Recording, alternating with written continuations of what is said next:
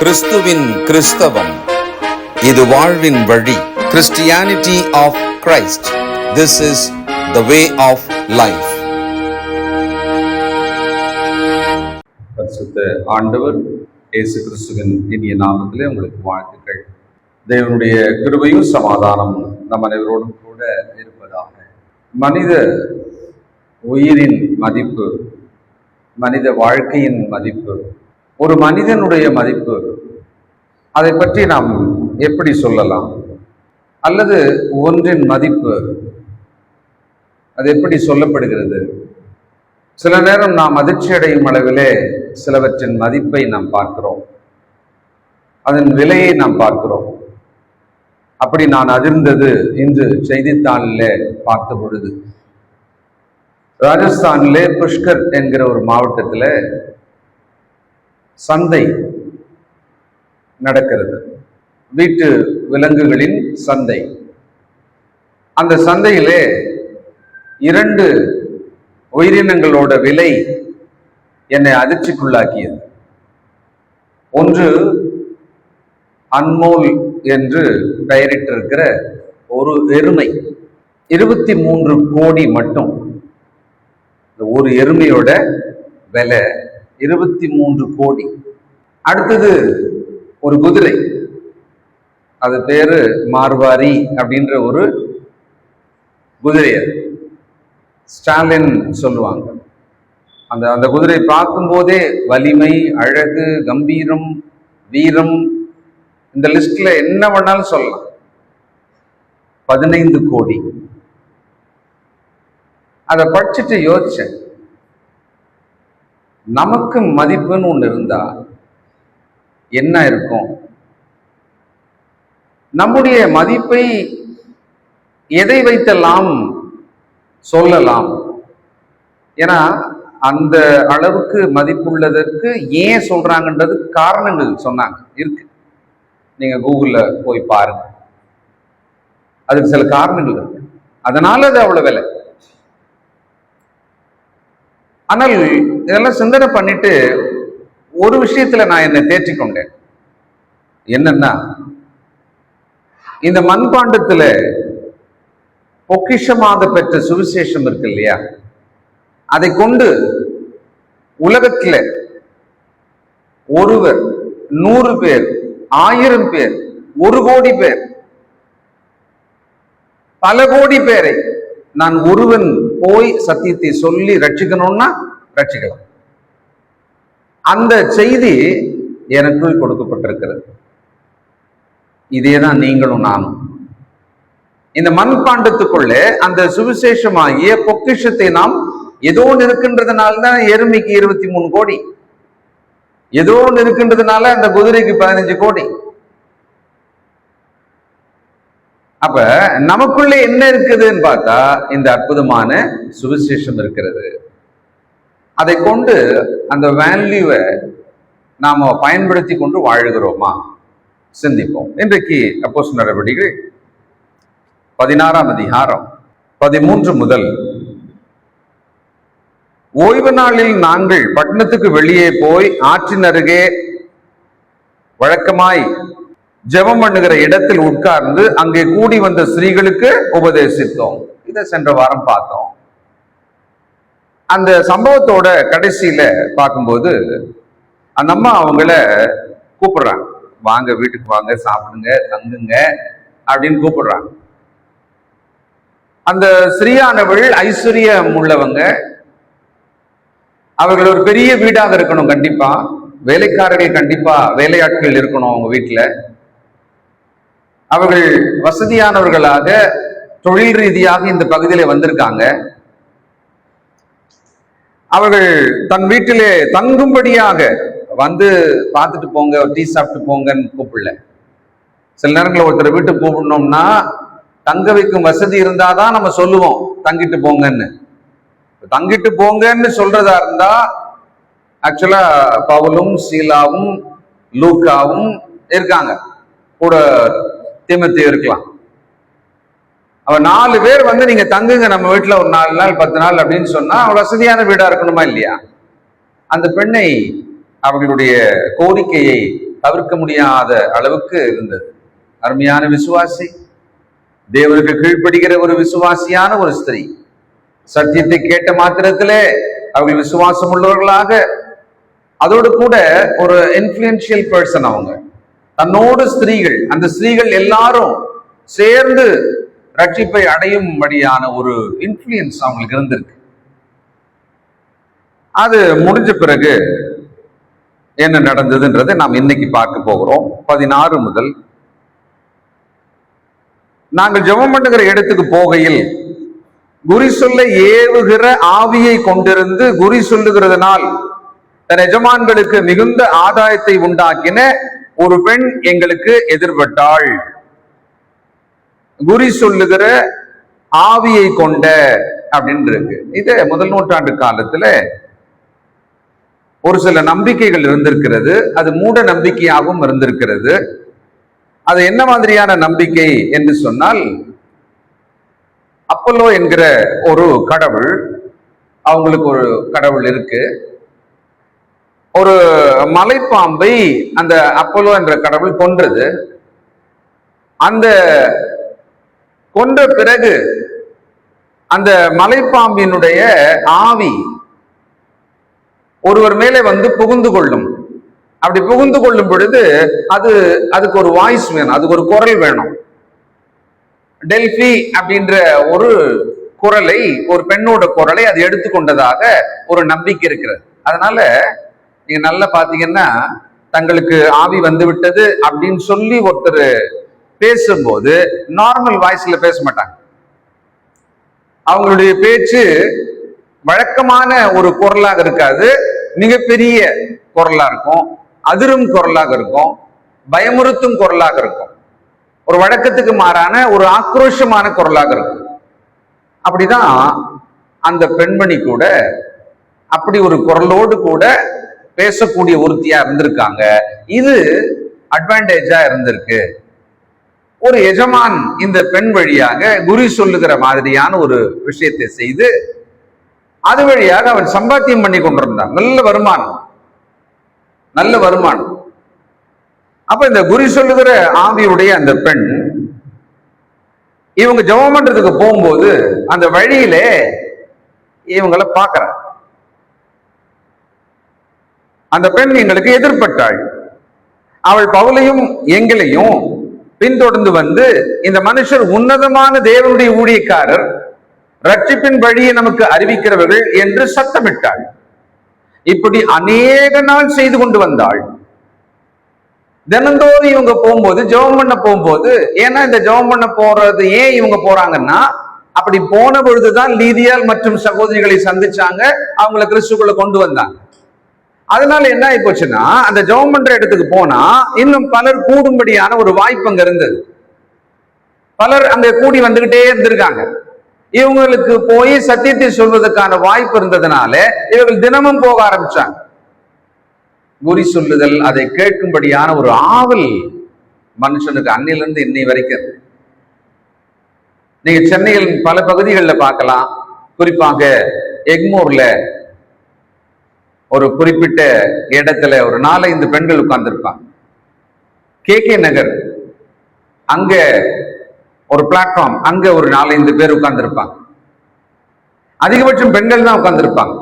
ஒரு ஆண் உட்கார்ந்து நான் பார்த்ததில்லை இந்த 2 இடத்துலையும். அவர்கள் குறி சொல்வார்கள். பல விஷயங்களை, அவங்க எதிர்காலத்தையும் அவர்கள் கையை பார்த்தோ, ரேகையை பார்த்தோ, பேரை கேட்டோ, இது மாதிரி இன்னொரு விஷயம் இருக்கும். ஆனால் அவைகள் எல்லாம் தேவன் அருவருக்கிறார் என்று பழைய ஏற்பாட்டிலே இஸ்ரவேல் ஜனங்களுக்கு ரொம்ப தெளிவா சொல்லி வச்சார். நாள் பார்ப்பது, அஞ்சனம் பார்ப்பது, நட்சத்திரம் பார்ப்பது, இப்படி எல்லாத்தையுமே தேவன் அருவருப்பு என்று சொன்னார். சில நேரம் கிறிஸ்துக்குள்ள வந்த பிறகு கூட கிறிஸ்தவர்கள், கிறிஸ்தவ குடும்பங்கள், அவர்கள் வாழ்விலே மிக முக்கியமாக திருமணம் என்று வரும் பொழுதும், மரணம் என்று வரும் பொழுதும், இந்த சாங்கிய சம்பிரதாயங்களுக்கு தங்கள் உறவுகளால் நிர்பந்திக்கப்படுவார்கள். அப்ப கிறிஸ்துக்குள்ள இருக்கிற நாம் எச்சரிக்கையா இருக்க வேண்டும். நாம் அவர்களுக்கு உடன்படாதபடிக்கு எச்சரிக்கையா இருக்க வேண்டும். சரி, இப்ப இந்த குறி சொல்லுகிற ஒரு பெண் இங்க முக்கியமான விஷயம் என்னன்னு கவனிச்சு பாத்தீங்கன்னா, ஆதாயம், மிகுந்த ஆதாயம்னு ஒரு வார்த்தையை பாத்தீங்களா? சரி, இன்னைக்கு அதனாலதான் சிலருக்கு பெரியவங்களுக்கு ஞாபகம் இருக்கலாம், இந்த பக்கம் வண்ணாரப்பேட்டை பக்கத்துல ஒரு அம்மா, அவங்க தீர்க்க தரிசனம் சொல்வதாக ஒரு லேடி, அவங்க ரொம்ப ஃபேமஸ். லைன்ல நின்று அவங்கள போய் சந்திக்கிற மாதிரி, அவங்க பேர் நான் மறந்துட்டேன். என்னம்மா, ரஜினி அம்மாவா? இல்ல, இந்த அம்மா பெண்டிகாஸ்ட் அம்மா. யாகம்மா, யாகம்மா, ரைட். ரொம்ப ஃபேமஸா இருந்தா ஒரு சீசன் அது. ஆக்சுவலா அவங்க கிட்ட போயிட்டு கேட்பாங்க, கல்யாணம் நடக்குமா, குழந்தை பிறக்குமா, தொலைஞ்சு போனது கிடைக்குமா, எப்படி குறி சொல்றவங்க கிட்ட போய் சாதாரண அதே மாதிரி. அப்ப இந்த மாதிரியான பெந்தகோஸ்தே அமைப்பினர் உலகத்துல ஒரு சீசனுக்கு என்ன பண்ணாங்கன்னா, தீர்க்க தரிசனம் என்ற பெயர்ல இப்படி சொல்லுவதும் கணித்து சொல்லுவதும் அது வழியாக சம்பாத்தியம், ஆதாயம் பெற்றார்கள். அவங்க கிட்ட போயிட்டு இது மாதிரி நடந்துச்சு அப்படின்னு சொன்ன உடனே போய் அவங்களுக்கு பணத்தை கொடுப்பாங்க. நிறைய வியாபாரிகளை தீர்க்க சொல்லுவதாக சொல்லி இன்னைக்கு 4 மாடல தான் நடக்குது. நிறைய வியாபாரிகளை தனியா செக்டாரா பிரிச்சு அவங்களுக்கு தீர்க்கதரிசனம் சொல்றது. அதனாலதான் இப்ப மாடர்னா என்ன, எந்த அளவுக்கு வந்துச்சுன்னா, இது 31ஆம் தேதி டிசம்பர் புதிய மாதத்துக்காக முன்கூட்டியே நான் சொல்றேன் நீ சொல்றேன்னு சொல்லிட்டு சொல்லுவாங்க, ஒரு லிஸ்ட் கொடுப்பாங்க, இந்த மாதிரிலாம் நடக்க போகிறது. அப்ப இந்த குறி சொல்லுதல் என்பது முதல் நூற்றாண்டு காலத்துல ரொம்ப முக்கியமா அந்த மக்கள் நடுவில் இருந்தது. அது எப்படி வந்ததுன்னு சொன்னா, பழைய காலகாலமாவே தான் இருக்குது. கிரேக்கர்கள் ரொம்ப தத்துவம் சார்ந்த மனநிலை கொண்டவர்கள் கிரேக்கர்கள். ரோமர்கள் அப்படி கிடையாது. ஆனா இந்த கிரேக்கம் உலகம் முழுவதையும் பரவி ஒரு காலகட்டம் ஆண்டதுனால அந்த வாழ்க்கையை ஒரு தத்துவார்த்த ரீதியாக பார்க்கிற ஒரு பார்வை வந்தது. அதனால இந்த மாதிரியான மனிதன் சொல்வது, மனிதன் சொல்ற புத்திமதி, மனிதன் சொல்ற ஆலோசனை, அது அப்படியே வளர்ந்து வளர்ந்து வளர்ந்து ப்ரெடிக்ட் பண்ற அந்த குறி சொல்லுதல் என்பது வந்துச்சு. இப்போ மிகுந்த ஆதாயத்தை உண்டாக்கின ஒரு பெண், அவளிடத்துல ஆவி இருந்ததாக நம்பப்பட்டது. இந்த அடிமை பெண், இவ முக்கியமா சொல்றதா இருந்தா, இந்த அடிமை பெண்ணை எப்படி பார்ப்பாங்க? அங்க ரோமர்கள் கீழே ஒரு அடிமை இருந்தாங்கன்னு சொன்னா ஒரு ஒரு பொருளை போல பார்ப்பாங்க, ஒரு பொருள் மெட்டீரியல் மாதிரி பார்ப்பாங்க, ஒரு கருவி இன்ஸ்ட்ருமெண்ட் மாதிரி பார்ப்பாங்க. அதை உழைச்சு கொடுக்கணும், அங்கிருந்து தனக்கு ப்ராஃபிட் வரணும், அப்படிதான் பார்ப்பாங்க ஒரு அடிமையை. அப்படி இவ ஒரு ப்ரொஃபஷனா குறி சொல்லுதல் அப்படின்ற ஒரு வேலையை செய்து தன் எஜமானுக்கு சம்பாதிச்சு கொடுத்துருக்கா. மிகுந்த ஆதாயம் வேற அங்க போட்டிருக்கு. இப்போ இந்த பெண்மணியை தினந்தோறும் தொந்தரவு பண்ணிட்டே இருக்கிறா. கொஞ்ச நாள் விட்டார் அவரு. அதுக்கப்புறமா 18ஆம் வசனம் பார்க்கும்போது, இப்படி அநேக நாள் செய்து கொண்டு வந்தால் பவுல் சினங்கொண்டு திரும்பி பார்த்து, நீ இவளை விட்டு புறப்படும்படி இயேசு கிறிஸ்துவின் நாமத்தினாலே உனக்கு கட்டளையிடுகிறேன் என்று அந்த ஆவியுடனே சொன்னான். அந்நேரமே அது புறப்பட்டு போயிற்று. இந்த மூட நம்பிக்கைகள் எப்பொழுதுமே நம்முடைய வாழ்க்கைக்குள்ள நம்மை சந்திக்கும், நம்மை அது கவர்ந்து இழுக்கும். அது ரொம்ப உடனடியாக ஏதோ ஒரு விஷயத்தை நமக்கு சொல்லிடுற மாதிரி இருக்கும். இப்ப கூகுள் எல்லாம் நிறைய தகவல்கள்லாம் வருது இல்ல, அதுல எல்லாம் நீங்க பாத்தீங்கன்னா ஒரு செக்ஷன் என்னவா இருக்கும்னு சொன்னாக்கா, எதிர்காலத்தை பற்றி, நடக்க போவதை பற்றி சொன்ன விஷயங்கள் அப்படின்னு இருக்கும் பாத்தீங்களா. அத மில்லியன் கணக்குல ஒரு சாரர் பார்த்துக்கிட்டே இருப்பாங்க. ரொம்ப ஃபேமஸான ஒரு ப்ரெடிக்ஷன் சொல்றவரு அப்படின்னா, இப்ப நம்ம இந்த போன் வந்த பிறகு, இன்டர்நெட் வந்த பிறகு பார்க்கப்படுகிற ஒருவர் யார்? யாருக்கா தெரியுமா? வாங்க பாபா வாங்க அப்படின்ற ஒருத்தர். அவர் சொல்வது நடக்குது அப்படின்ற மாதிரி அதுக்கான சான்றுகள்லாம் வச்சு அதை ப்ரெடிக்ட் பண்ணிட்டே இருப்பாங்க. அப்ப மனிதர்களுக்கு இது இது இது நடந்துரும் அப்படின்னு ஒண்ணு சொன்னா அது சந்தோஷமா தான் இருக்கு. பாருங்களேன், அது அடுத்த மாசம் பாருங்க உங்களுக்கு நடக்கும் அப்படின்னு சொன்னா சந்தோஷமா தான் இருக்கு. அப்போ ஒரு ஆவல், ஒரு கியூரியாசிட்டி மனுஷனுக்குள்ள இருக்கு. அந்த ஆவல் தான் ஒருத்தரோட தொழில், ஒருத்தரோட வியாபாரம், அவங்களோட ஆதாயம். அப்படிப்பட்ட ஒரு பெண் இப்போ கொஞ்ச நாள் விட்டாரு. அது ஏன் விட்டாருன்னு நமக்கு தெரியல. ஏன்னா முதல்ல வந்து பேசின உடனேயே தடுத்திருக்கலாம். எதிரில் வந்து வந்து வந்து எப்படி யோசிச்சாருன்னு தெரியல. பாவம் வந்து அடிமை பொண்ணு, அது ஏதோ பண்ணின்னு இருக்குது, அது வேற நின்றுட்டா நம்ம தொத்தி விட்டோம்னா எஜமான் இவளை தொத்திடுவான், இவளை ஒன்றும் கவனிக்காம சோறு தண்ணி இல்லாம கூட பண்ணிடுவாங்க, அடிமை தானே, என்ன வேணாலும் யோசிச்சிருக்கலாம், நமக்கு தெரியல. ஆனா கொஞ்ச நாள் விட்டுட்ட பிறகு அவருக்கு ரொம்ப கோபம் வந்துச்சு. அங்க பாருங்க, சினம் கொண்டு, ஏன்னா ரொம்ப இரிட்டேஷன் பண்ணிருக்காங்க. ஆனா சொன்ன விஷயம் என்ன? இவங்களை பார்த்து உன்னதமான தேவனுடைய ஊழியக்காரர், உண்மைதான், சத்தியம் சொல்லிக்குது அந்த பொண்ணு, ரட்சிப்பின் வழியை நமக்கு அறிவிக்கிறவர்கள். ஓ, பிசாசே உள்ள இருந்ததா, அசுத்தாவியே உள்ள இருந்ததா இருக்கட்டுமே, அந்த அசுத்தாவி இந்த மாதிரி பேசுமா அப்படின்னா பேசும். அசுத்தாவி இந்த மாதிரி பேசும். ஆண்டவர் அசுத்தாவியை விரட்ட போகும்போது, நீ தேவனுடைய குமாரன், உமக்கும் எனக்கும் என்ன, எங்களை ஏன் தொந்தரவு பண்ண வந்தீங்க அப்படின்னு அசுத்தாவி பேசும். இயேசு அதை அதட்டினார். அதுபோல இங்கே எப்ப சொன்னாங்க, பவுல் அந்த அசுத்த ஆவியை விரட்டினார். அது அந்நேரமே புறப்பட்டு போயிற்று. இப்ப 19ஆம் வசனம். அவருடைய எஜமான்கள் தங்கள் ஆதாயத்து நம்பிக்கை அற்று போயிற்று, இனி பிழைக்க முடியாது என்று கண்டு பிடித்து,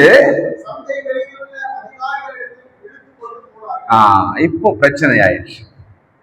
இவங்க நல்ல ஒரு பீக்ல ஊழியம் பண்ணுவாங்க, உடனே ஒரு பிரச்சனை ஒண்ணு வரும், ஒரு தடை ஒண்ணு வரும்.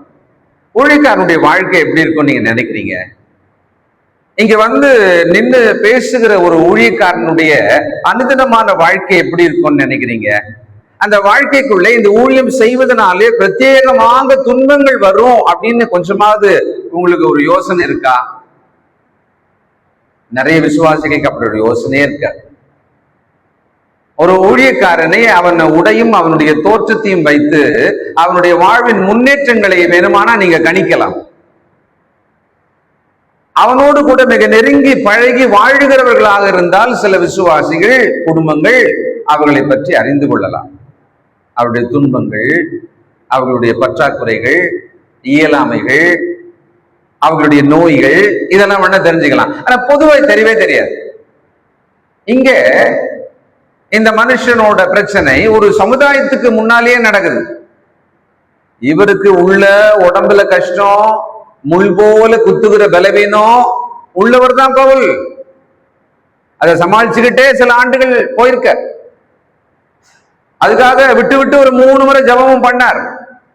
அப்படி ஆனால் கர்த்தருடைய வேலை செய்பவர்கள் ரொம்ப அசாத்தியமானவர்களாக, ரொம்ப வல்லமையானவர்களாக, அவங்களுக்கு எந்த பிரச்சனையுமே இல்லாம அவங்க கர்த்தருடைய வார்த்தை எப்படி பேசுறாங்களோ அப்படியே அவங்க வாழ்க்கையும் கூட ரொம்ப அழகா, ரொம்ப நல்லா செழிப்பா அப்படின்னு நினைச்சீங்கன்னா தப்பு.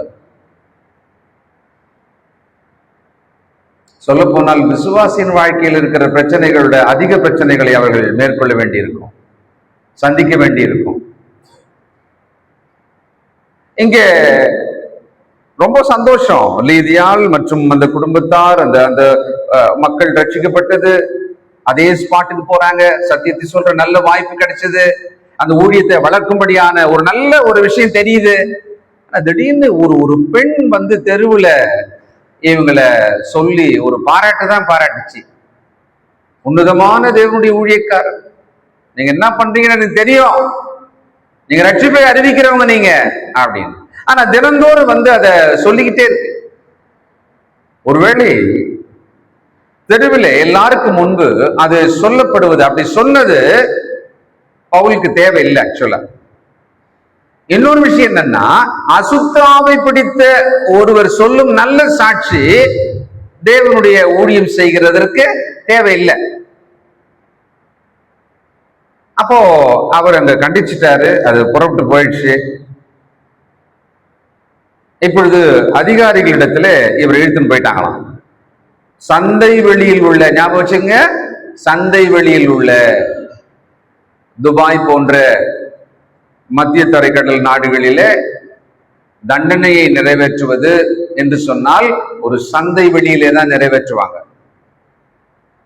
அப்போ ஒரு சந்தை வெளியிலே ஜனங்க எல்லாம் ஒரு மார்க்கெட்ல ஒரு ஓரமா ஒரு மேடை மாதிரி இருந்து அதுல ஒருத்தர் நிக்க வச்சு 4 பேர் நிக்க வச்சு அதிகாரிகள் எல்லாம் பக்கத்துல நின்னுகிட்டு அப்படி பேசுறாங்கன்னு வச்சுக்கோங்களேன். அப்படியே கட கட கட கடன்னு ஜனங்க கேள்விப்பட்டு வந்துருவாங்க.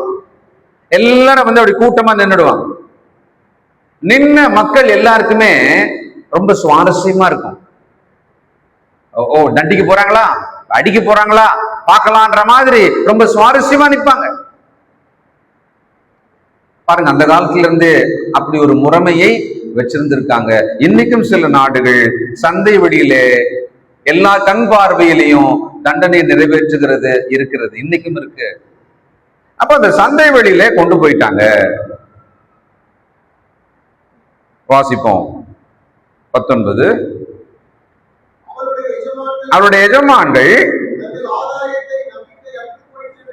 அப்போ அவங்களுடைய பிரச்சனை என்னன்னா, இனி வருமானம் இல்லாமல் போய்விடுமே அப்படின்ற ஒரு பிரச்சனை.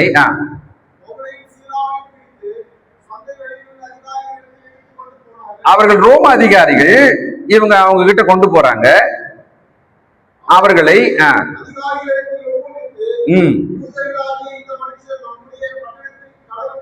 இப்ப எப்படி குற்றச்சாட்டு சொல்றாங்கன்னு பாருங்களேன். யூதர்களாகி இந்த மனுஷர் நம்முடைய பட்டணத்தில், இது ரோமர்கள் குடியேறின பட்டணம், இது ஏற்கனவே சொன்னேன், அந்த நம்முடைய பட்டணத்திலே கலகம் பண்றாங்க.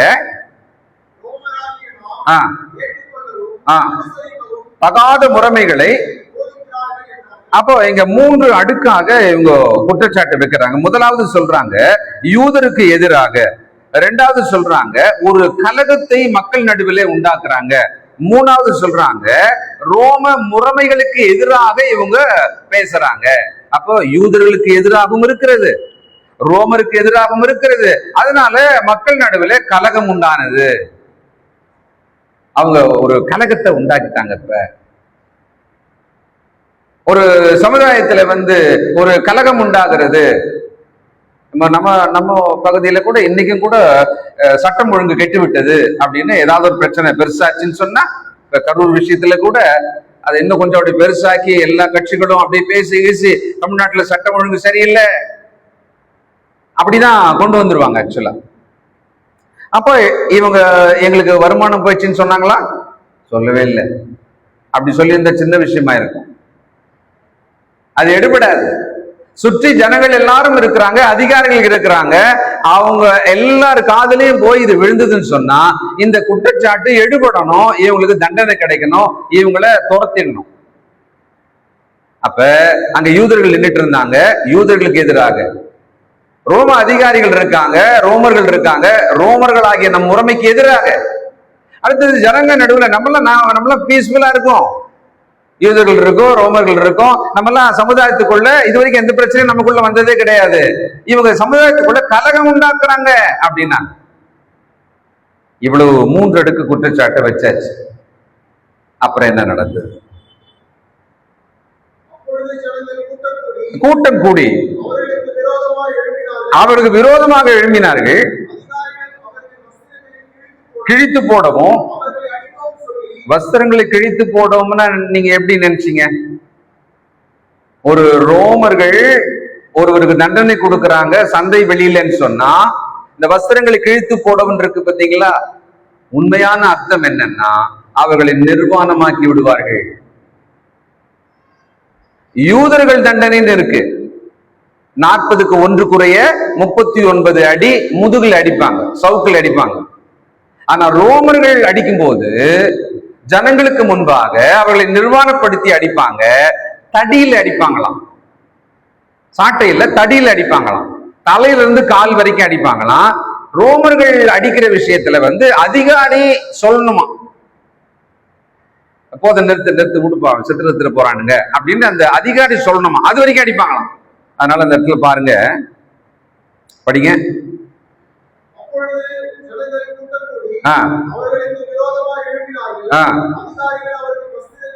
வஸ்திரங்களை கிழித்து போடவும் அடிக்கவும் சொல்லி அநேக அடி அடித்த பின்பு ஒன்று குறைய 40 அடியாகனா 39 அடி அடிச்சாங்கன்னு சொல்லிடலாம். பவுல் தன்னுடைய துன்பங்களோட அடியோட லிஸ்ட் சொல்லும் பொழுது இந்த 39 முறை அப்படின்றத எத்தனை முறை வாங்கினாருங்களா? 3 முறை சவுக்கடி வாங்கியிருக்கார். கர்த்தருடைய வேலை செய்ததற்காக, சத்தியத்தை சொன்னதற்காக, ஜனங்களை ரட்சித்ததற்காக. இங்க அநேக அடிகளை அடித்தார்கள்.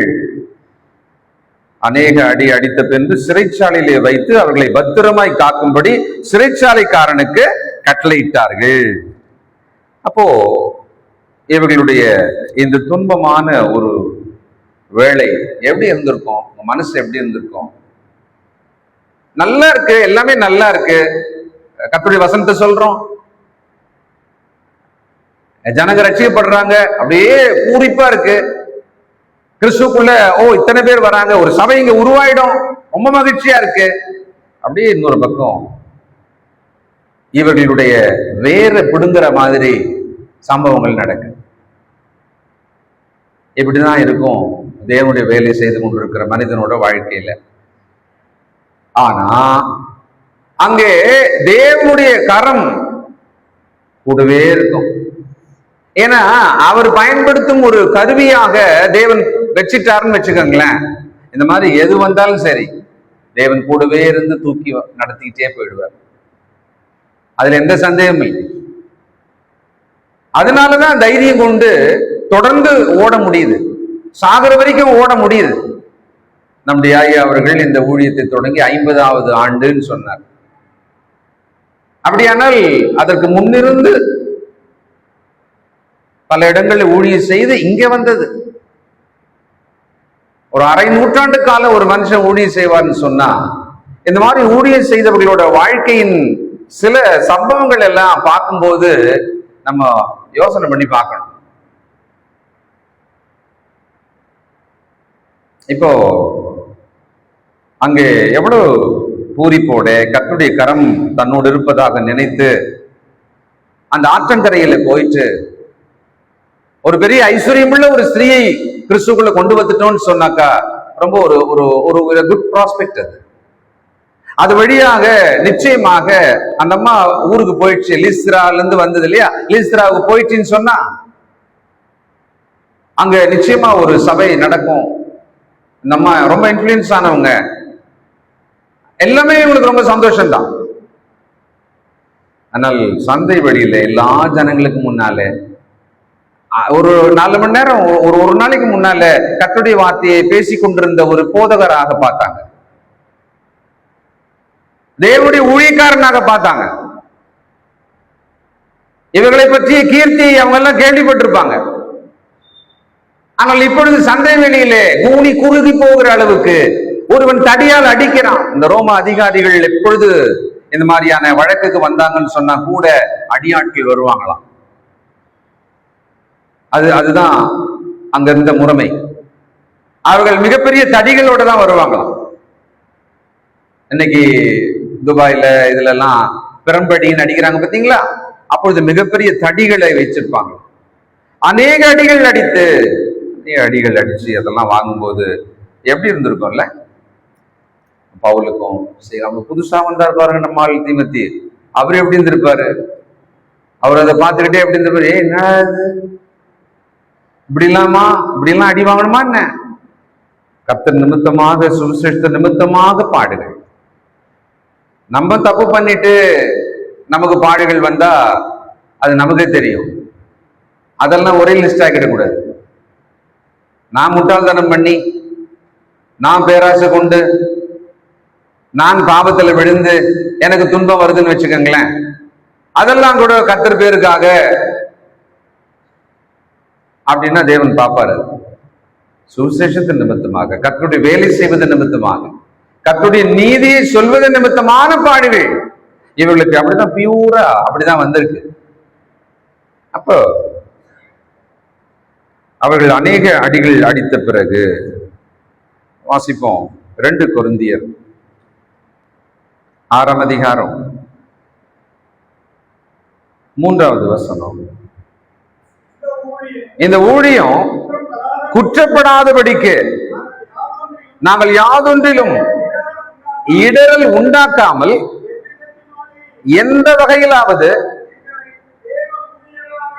எங்களை தேவ ஊழியக்காரராக விளங்க பண்ணுகிறோம். இப்ப எந்த வகையிலாவதுன்னு சொன்னா என்னவா இருக்கும்? கேட்டு சொல்றாரு பாருங்க. மிகுந்த பொறுமை, உபத்திரவம், நெருக்கம், இடுக்கண், அடி, காவல், கலகங்கள், பிரயாசங்கள், கண்பிடிப்பு, உபவாசம், கற்பு, அறிவு, நீடிய சாந்தம், தயவு, பரிசுத்த ஆவி, மாயமற்ற அன்பு. இப்போ இந்த மாதிரியான சூழ்நிலைக்கெல்லாம் எவ்வளவு விஷயங்கள்ல ஒருவன் ஊழியக்காரனாக தன்னை காப்பாற்றி கொண்டிருக்க வேண்டியிருக்கிறது. இந்த ஊழியம் குற்றப்படாதபடிக்கு ஒரு ஊழியக்காரனுக்கு கற்பு எது அப்படின்னு சொன்னா, தான் செய்கிற அந்த ஊழியம் குற்றப்படாதபடிக்கு இருக்க வேண்டும் சாகிற வரைக்கும். அதுதான் அவனோட வெற்றின்றது. அதுதான் தான் செய்து கொண்டிருக்கிற அந்த ஊழியமானது குற்றப்படக்கூடாது. தன்னாலோ அல்லது சாத்தானாலேயோ பிற மனிதராலேயோ. அடுத்தது சொல்றாரு 8ஆம் வசனம். கனத்திலும் கனவீனத்திலும் துர்க்கீர்த்தியிலும் நற்கீர்த்தியிலும் எத்தர் எனப்பட்டாலும்னா ஏமாத்துறவன் அப்படின்னு எனப்பட்டாலும், ஆனா நம்ம இருக்க வேண்டியது நிஜஸ்தரா தான் இருக்கணுமா? ஆனா சொல்றவங்க என்ன சொல்லுவாங்களாம்? எல்லாம் ஏமாத்துறாங்க அப்படின்னு சொல்லுவாங்களாம். ஆனா இவன் யாரா இருக்கணுமா? இவன் நிஜஸ்தனாக மட்டும்தான் இருக்கணுமா? அறியப்படாதவர்கள் எனப்பட்டாலும் நன்றாய் அறியப்பட்டவர்களாகும், சாகர்கள் எனப்பட்டாலும் உயிரோடு இருக்கிறவர்களாகும், தண்டிக்கப்படுகிறவர்கள் எனப்பட்டாலும் கொல்லப்படாதவர்களாகவும், துக்கப்படுகிறவர்கள் எனப்பட்டாலும் எப்பொழுதும் சந்தோஷப்படுகிறவர்களாயும், தரித்திரர் எனப்பட்டாலும் அநேகர் ஐஸ்வர்யவான்கள் ஆக்குவர்களாகவும், ஒன்றுமில்லாதவர்கள் எனப்பட்டாலும் சகலத்தையும் உடையவர்களாகவும் எங்களை விளங்க பண்ணுகிறோம். ஊழியம் செய்வது, சத்தியத்தை சொல்லுவது, ஜனங்களை கூட்டுவது, அவர்களை கிறிஸ்துக்குள்ளே வளர்ப்பது, புதிய ஆத்துமாக்களை கிறிஸ்துக்குள்ளே அழைப்பது, இதையெல்லாம் செஞ்சுக்கிட்டே இருக்கிற ஒரு ஆளு தன்னுடைய இந்த ஊழிய குற்றப்படாதபடிக்கான ஒரு ஜாக்கிரதைக்குள்ளேயும் அவர் இருக்க வேண்டுமா? ஒரு காவல் அதிகாரியா இருக்கிறாருன்னு சொன்னா தினந்தோறுமான அவருடைய டியூட்டின்னு ஒண்ணு இருக்கும். ஆனா அவர் அந்த யூனிஃபார்ம் போட்ட ஒரு காவல் அதிகாரியா இருக்கிறதுனால அதுக்கு களங்கமில்லாத அளவுக்கு அவர் வாழ வேண்டி இருக்கிறது. அப்ப அவர் எதுலாம் கவனமா இருக்கணுமோ அதெல்லாம் அவர் கவனமா இருக்கணும். ஆக தேவனுடைய ஊழியம் செய்யும்படியாக வந்த அந்த அருமையான ஊழியக்கார், அவரோடு கூட இருந்தவர்கள், அவர்களுடைய இந்த அனுபவம் மிகவும் துன்பமும் அவமானமும் வேதனையும் வலியும் நிறைந்ததான ஒரு அனுபவத்துக்குள்ள வந்திருக்காங்க. அவளை கொண்டு போய் சிறைச்சாலைக்குள்ள போட்டாச்சு. அங்க என்ன நடக்கும்? நானும் என்னுடைய வாழ்க்கையில நல்லா பார்த்துட்டேன். எப்பொழுது மனம் உடைந்து அப்படியே ஒரு சைலன்ஸ்க்கு என் மனம் போயிடுமோ, எந்த விதமான ஒரு மகிழ்ச்சி அப்படின்னு திங்க் பண்ணவே முடியாத மாதிரி மனம் போயிடுமோ, தேவன் திடீர்னு ஒரு சந்தோஷத்தை எங்கிருந்தா அதை அனுப்பிடுவார். அது நல்லா பார்ப்பேன். எனக்கு அது அந்த மாதிரியான பார்த்து என்னாச்சுன்னு சொன்னா, ஒரு துக்கமும் வேதனை வந்துட்ட பிறகு ஒரு எக்ஸ்பெக்டேஷனோடவே இருப்பேன். தேவன் இப்ப ஏதாவது ஒண்ணு பண்ணிடுவாரு. சின்ன வயசுல அப்பா வருஷத்துக்கு 1-2 முறை தான் அடிப்பாரு. அடிச்சிட்ட பிறகு கோபமா இருக்கும், எரிச்சலா இருக்கும், வலிக்கும், எல்லாம் அங்க தொடர்ச்சி நிகழ்ச்சின்னு. அதுக்கப்புறமா சாயங்காலம் அப்பா வர்ற டைம் வரும் பார்த்தீங்களா, அப்ப மனசுக்குள்ள ஒரு சின்ன எதிர்பார்ப்பு வர ஆரம்பிக்கும். என்னன்னா அடிச்ச அடி எவ்வளவோ அதுக்கேற்ற மாதிரி நைட்டு வேலை முடிச்சுட்டு வரும்போது ஏதாவது வாங்கிட்டு வருவார்.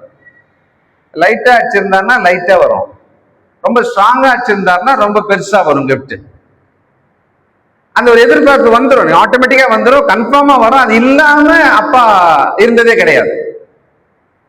அது போலதான் பரம தகப்பனும் கூட ஊழிய விஷயங்களிலே ஒரு துன்பமும் சரிவும் விடுதலும் இருக்குமானால் அப்படியே அதுல இருந்து மடிஞ்சு கீழே விழுந்து தரையோட போற மாதிரி இருக்கும்போது ஒருத்தர் கையை வச்சு டக்குன்னு நிமித்தி விட்டா எப்படி இருக்கும்?